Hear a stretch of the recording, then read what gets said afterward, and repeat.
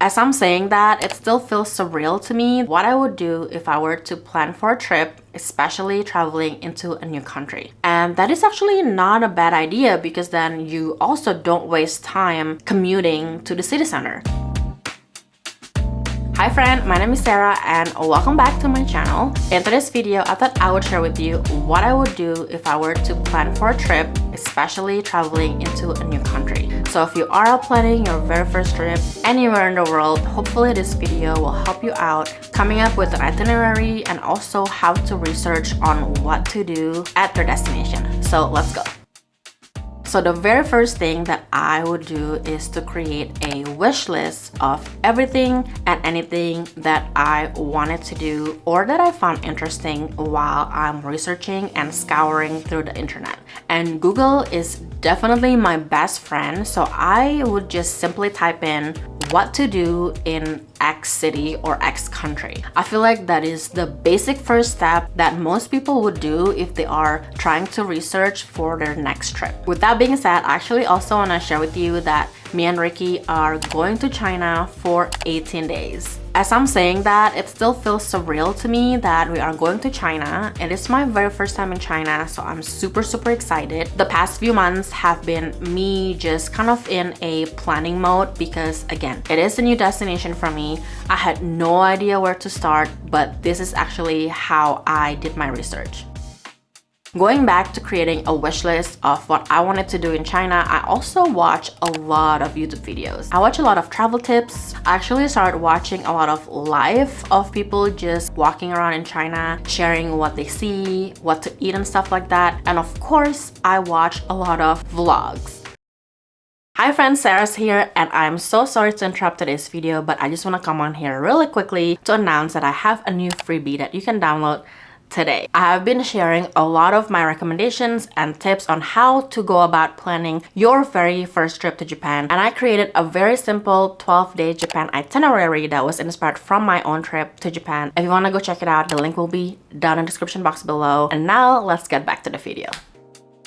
And another thing that I like to do is, of course, looking at TikTok and Instagram Reels, as well as maybe YouTube Shorts sometimes to get inspiration of what to do in China. Let me just give you a warning about watching short form videos. You're gonna feel super overwhelmed. I think that's completely okay in the beginning stage of planning your trip. And honestly, I look forward to feel overwhelmed because then you have a really long list of all of the things that you find interesting, and then later on down the road you can weed out some of the stuff that you might want to do but maybe you don't want to do on your first trip going to a new country, so you might be able to save those lists for the next time you go.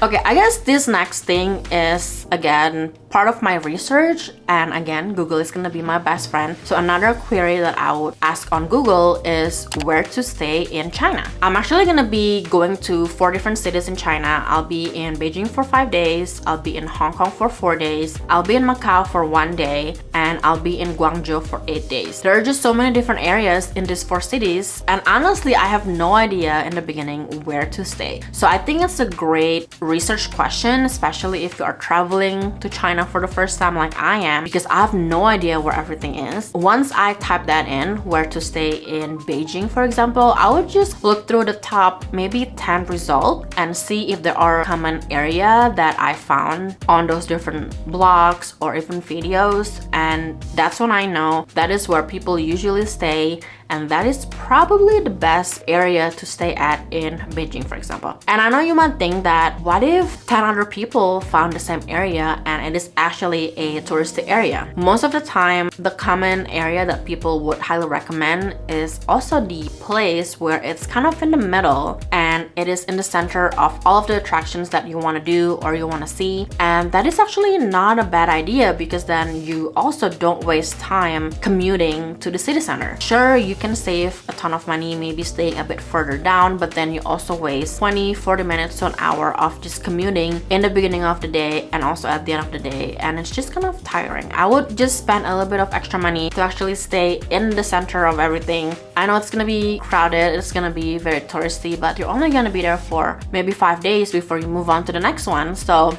in my opinion, I think that is okay. Another question that I usually would Google is how long should I stay in Hong Kong, for example, because there might be a ton of things to do, or maybe there's just little things to do that interest you. So you don't need a whole week in Hong Kong. Maybe you just need 4 days or 5 days. So I think it's just really great to look through what other people think about how long to stay in certain cities in China, for example, so you don't spend too much time in just one city. You're gonna maybe waste a day or two, have nothing to do, where you could be traveling to the next city and start doing more fun things in the new city.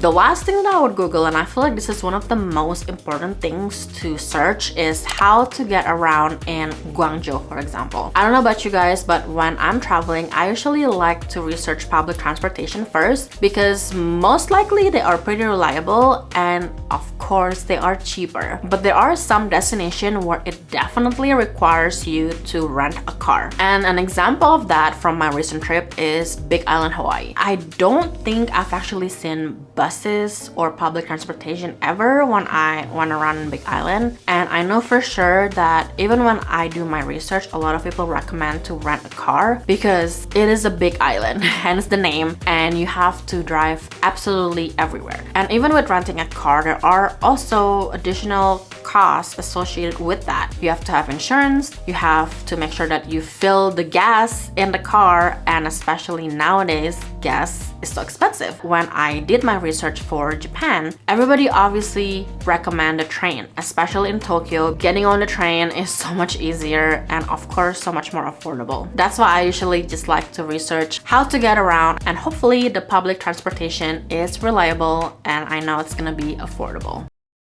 Before moving on to the next thing in the video, I just want to interrupt this video really quickly just to invite you to subscribe to my channel. I think 98% of you who are watching my video is not a subscriber, and I would love it for you to subscribe to my channel so you won't miss any of my future videos about Japan, about cruising, travel hacking, and so much more. I hope to see you on the next one, and now let's get back to the video.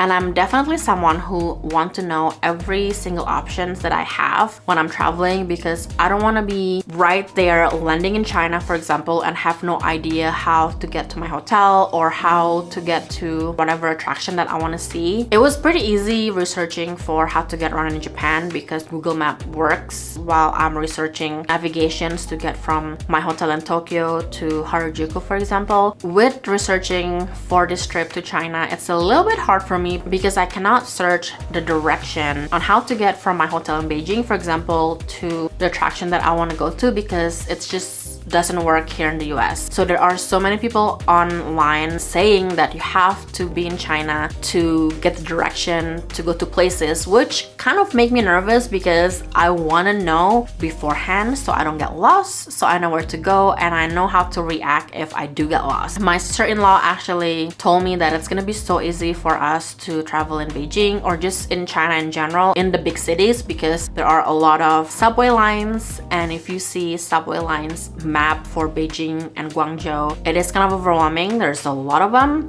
and I think it's just because we're not familiar with it yet, but I'm sure it is doable. And she also said that rideshare in China is also pretty easy. You could just put in the destination, make sure you have like the Chinese character and stuff like that so people would know. I think we're gonna be good, but I would rather know the actual direction for public transport beforehand. We'll see how it will be when we're in China. So the next thing, after all of that research, I would actually plot all of these attractions, restaurants, activities that I want to do on Google Maps, and you could even plot them and save it in their specific folder. So for example, for my trip to Japan last year, I actually have my favorite places in Tokyo, in Osaka, in Kyoto. Like I mentioned earlier, I don't want to stay too far from all of the attractions that I want to do. Plotting all of those locations on Google Maps definitely helped me to also figure out where to stay, but also how long I should stay, because then I can start planning the first day, the second day, third day, and so on, and what I plan to do for those days. Another good thing about plotting your locations that you want to go to in Google Maps is you can also kind of predict how long it will take you to go from your hotel to the first stop, to the second stop, to the third stop, and so on. And it also will help planning your day out and see if you can actually fit 3 things in one day, or if you can just do 2 things, because sometimes it might take longer to get to places. And last but not least is to actually figure out when to take this vacation and how you're actually gonna fly or get to the destination. For me, if I'm planning to go to Asia, I like to fly out on a Friday from LAX, because then I will get to my destination on Sunday. It takes 2 days because of the time difference, and I just like to do it that way, because once I land on Sunday, I could take that first day to just relax, get to know the surrounding area of my hotel, and then I can hit it hard on Monday. I also like to plan my trip around a holiday. For example, for our Japan trip, we actually went around Thanksgiving, so we have 2 holidays within that trip, Thanksgiving and the Friday after Thanksgiving, so I didn't have to take as much PTOs. And the last thing that you might want to take into consideration is where you're gonna start your trip from the US. I think from Las Vegas, you can definitely directly go to Mexico and to Canada. A lot of the flights that are going to Asia going to leave from LAX, and of course some other airports, but it is the closest one to us. So we also have to take into consideration flying to LAX to reposition ourselves before we head out. So for this upcoming trip to China, we're actually gonna be flying out of LAX around, I think, 9:30 p.m. or so. I usually like to be at LAX the day before, but because our flight is late in the day, I think if I'm giving ourselves about 5 to 6 hours of cushion, that should be okay, because most of the flights from Vegas to LAX are routine flights, so they will be less likely to get canceled or delayed. Hopefully this video helps you out to plan your very first trip to somewhere new, and I guess I will see you on the next one. Bye!